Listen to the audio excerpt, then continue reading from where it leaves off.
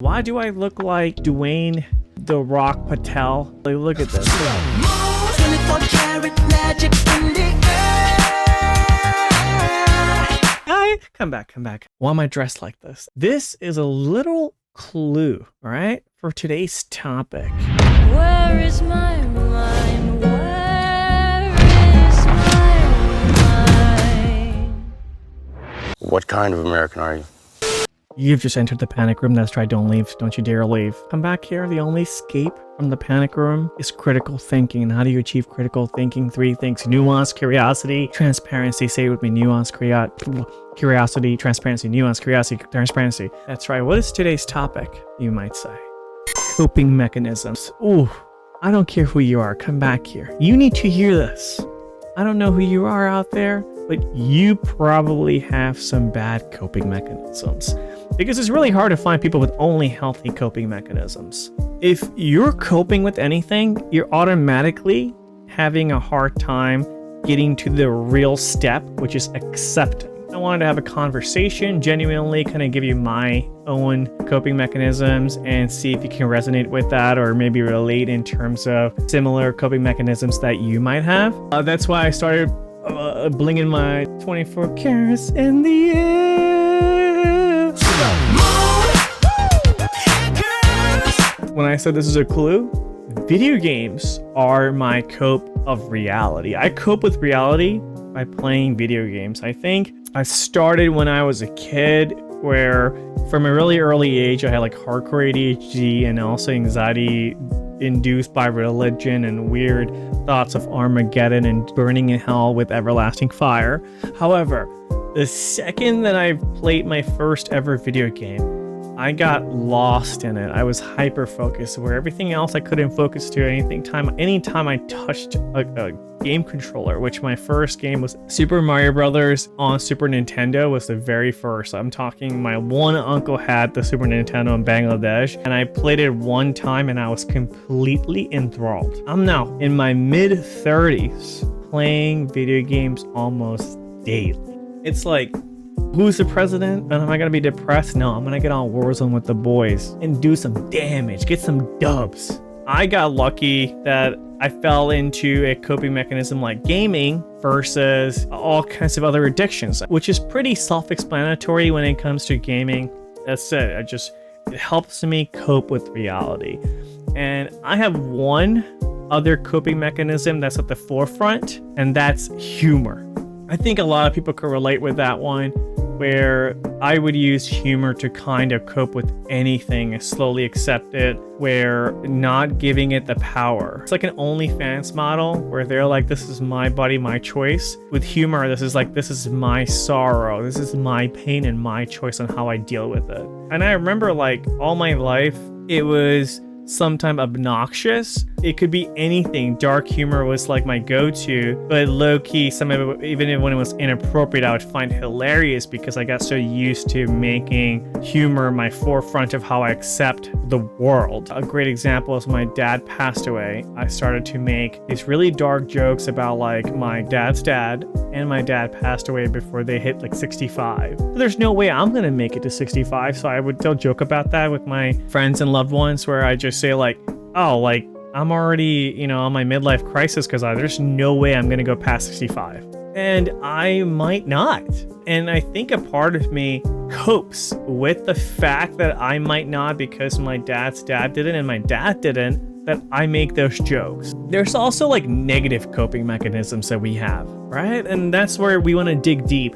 Like, I think I have a really hard time coping with people saying no to me. That could be because I'm a people pleaser. I'm always trying to make sure everybody that I'm close to is happy, where I'm willing to hurt myself to make them happy, but sometimes I'm not doing it for them, doing it for me. And I've gotten better at recognizing that, where I try to do the right thing for them. We could often do good things, but if we do the good things for ourselves, we're kind of coping with the fact that we might not have a good relationship with ourselves or like ourselves enough, where we're like, oh, I want to just do this for you. I want to do this because I want to, not because I need to. And it could fall in any category. I'm not good with rejection. Growing up, I probably never asked a girl out unless I knew they liked me. Like, as much as I'll give tips to my younger friends and like people that I've mentored at work, and I'm like, hey, like, first step is you get your confidence. And I had a really like chill and pretty privileged life, I would say, as a guy, yet I probably, without knowing if somebody likes me or not, approach maximum of like 5 girls probably. I probably talked to over 100 when it came to like talking to them for my friends. But when it came to me, like, my fear of rejection, I don't know how to cope and accept with it. Like, I would probably think, oh, I'm ugly and no one loves me. And a good example is like, it's really well known that men are terrible when it comes to rejection. Like, we'll be like, hey, what's up, girl? Hey, yo, shawty, where you walking? And as soon as they reject us, we're like, oh, you ugly anyway, you fab. You know what I'm saying? Like, but the funny part is, like, for every 3,000 men that approach women, there's probably like 1 out of those 3,000 that's a woman approaching a man. That's just a ratio, probably maybe less than that. When women get rejected, they also handle it pretty poorly. Like, I got called the F word before for rejecting somebody with the hard T. Like, imagine as a guy, you're with friends who, even if they have significant others, they're entertaining other women. So women have friends, and then you have the opportunity to entertain somebody, and they're trying to dance the ball up on you in a club or gang. You're like, nah, I'm good. First reaction is like, oh, are you gay? With the outfit like this, looking like Dewayne The Rock Muhammad. Yeah, maybe I'm saving myself for Allah. How do you know, huh? I think coping mechanism falls in so many different categories, and how would you know yourself unless you dig deep and try to understand what your coping mechanisms are? Anyone who's watching this, by the way, YouTube, what the hell's going on? 26 views, 15 views for some of my videos? I have 40 subscribers. At least show 40 people. What's going on? Help a brother out. I'm gonna have a job soon. I won't have time to do this. Okay, anyway, I digress.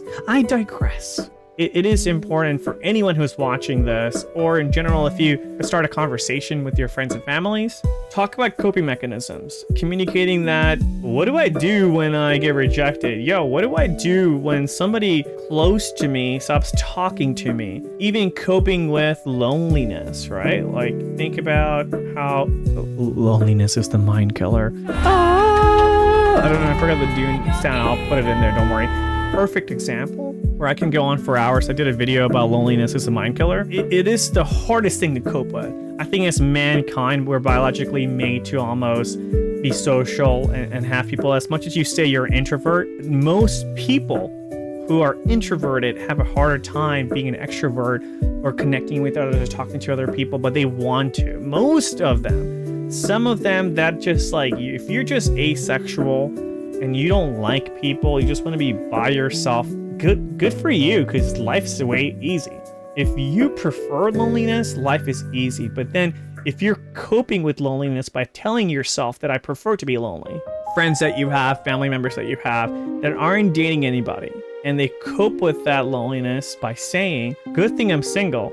Oh, y'all, they're like shitting on other couples. They're like putting other couples down because they get to act like, because they're single, they want to be there. If you're forced to be in this little square, you're in the green square, everybody else is in the red square, and it sucks being in that green square, the best thing to do is it's like, you love this green square, you want to be there. Everybody in the red square, they're the weirdos. Don't you dare kiss each other in public parks, you weirdo.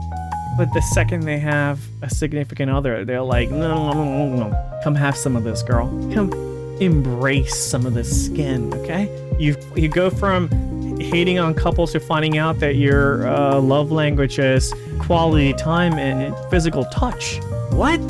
Stop coping and accepting. The first step of coping, the way you critical think out of coping, is you accept and the nature of the truth, okay? What is it that you're running from? Coping, again, is the step before you accept. So what haven't you accepted? I would, again, implore you guys to kind of go through your friends and family, bring up this discussion, talk to some of your friends and family, okay? Share this video, help a brother out. We'll do part 2, but part 1, we're keeping it simple. My name is Panik. I don't panic, but I used to. I do sometimes actually, because it's anxiety, but my coping mechanisms, video gaming, okay? Look at one more time, look at this. Look at this beautiful custom. 24 karat magic in the air. Ending the video, all right, ADHD, whatever. 3 coping mechanisms for me: video games, humor, avoiding. I think I run away from things that I'm not gonna be good at, rejection, running away from it, avoiding anything that I will fail at, I avoid. Video games, humor, avoidance. Share in your comments what you think your coping mechanisms are, and if you could share with your friends and family, or classmates, I don't give a And I'm trying not to curse, YouTube, okay? Maybe this will help out when I become a dad. Career path, but it's so hard. Thank you for watching. You may leave the panic room if you made it this far. I love you. Mwah. Come here. You lonely? Whatever. Huh? You lonely? All right.